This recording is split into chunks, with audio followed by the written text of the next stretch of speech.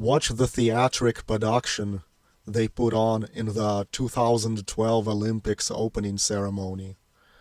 It's about a pandemic and has nothing to do with athletics. So why did they do it? Other than predictive programming and an occult ritual, there is no logic for it. This performance showed all the bullshit that we're seeing now. The dancing nurses, the shape of the stadium being like the shape of the virus, and the infected are all played by children for some reason. At the beginning, they light up the word gosh on the stage. In Gematria, in the Jewish or the Latin alphabet cipher, gosh equals 155, like coronavirus. I find it interesting as well how the term nanny state equals 56 in Gematria as well, like cashless society. Of course, the hoax is being used as an excuse to bring about all of these aspects of tyranny. Kind of even more curious is how there is a span of 89 months and 26 days between this performance and the coronavirus outbreak in United States, which began on January 21st, 2020. 89 and 26 are both gematria values of the word virus. By the way, here is something else that's funny. I saw this video about how every coronavirus commercial is using the same formula. There is a clip in there, and I don't know what advertisement it's from, but look at the woman standing there, and the address of her house is 155. Do you see how they make fun of you? That's no coincidence. Anyhow, here's how fiction writers create propaganda to manipulate you emotionally and make you believe in the fictitious narratives that the Masonic media and government put out.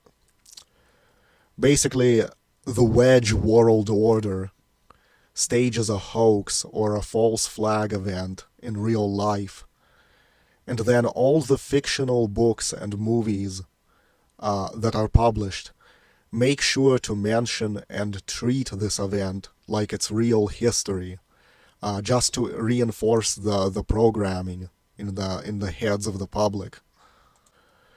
So, in light of that, I suggest that next year, Douglas Preston's and Lincoln Child's ghostwriters, yes, they're ghostwriters, include the coronavirus as a subplot in their Agent Pendergast novel.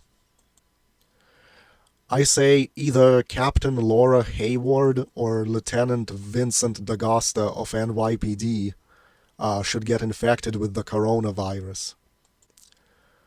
I would prefer D'Agosta gets infected with the coronavirus.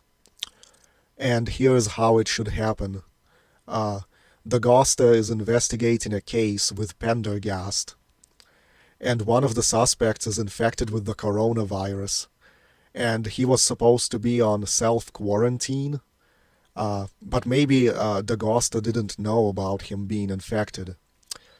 And the infected guy is depicted as a crazy nut who believes the virus is a government hoax and that it doesn't actually exist.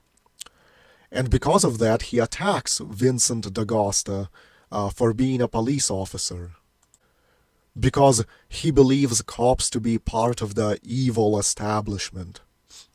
The guy is depicted as clearly sick with the flu, with his nose running, and he is coughing, and he is running a fever. But because he is insane and a crazy conspiracy theorist, he is in denial and believes it to be the common flu and not the dreaded COVID-19. As D'Agosta tussles with him, the guy sneezes and coughs all over D'Agosta. Before long, D'Agosta begins to get sick with COVID-19. And he's like, I'm sorry, Pendergast, I can't help you catch the bad guys anymore, because I am dying of coronavirus. And Pendergast is all walking around with a mask on, and it's so fucking ridiculous. But that's why Pendergast doesn't get sick, because he has a mask on. Then Dagosta ends up in the hospital on life support. His wife, Laura Hayward, Miss Feminist fucking poster child, shows up to the hospital, and she's crying that her beloved Vinny is gonna die of coronavirus. And the readers are made so sad. It's so tear-jerking. But then at the end of the book, Vinny recovers, and it's tear-jerking again, but this time it's tears of happiness that Vincent Dagosta survived. As for the guy who coughed on him and infected him, he is charged as a terrorist by the Department of Justice. And all the readers shrug and say to themselves, you know what? I am glad. Charge that asshole with terrorism. And the lesson to the readers is, fuck your constitutional rights. Don't you dare violate quarantine. Look at the pain and suffering you will inflict on others if you do. And the readers are happy to embrace the lesson. And the whole hoax will be reinforced in the fictional novel like it was a real, organic part of world history. And it will play on stupid people's emotions. And that's how the tyrants manipulate your perceptions, just by controlling all of your fictional entertainment. See how fucking attuned I am to their playbook of mind control? So much so that I am writing their propaganda bullshit before they get a chance to do so. I bet they won't write that now that I suggested it, because it will be too obvious.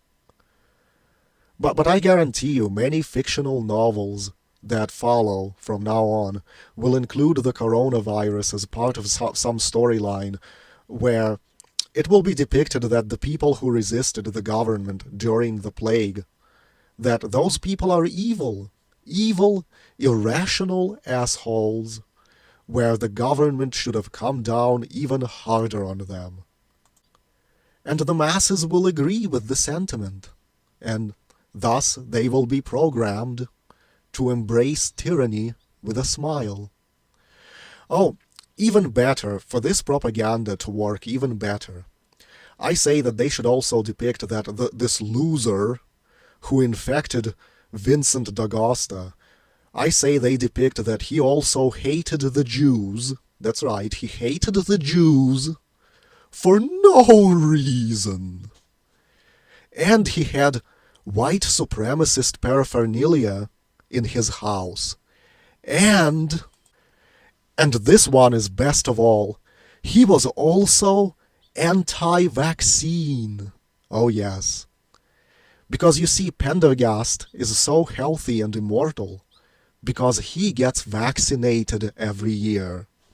Come on, people, get with the program.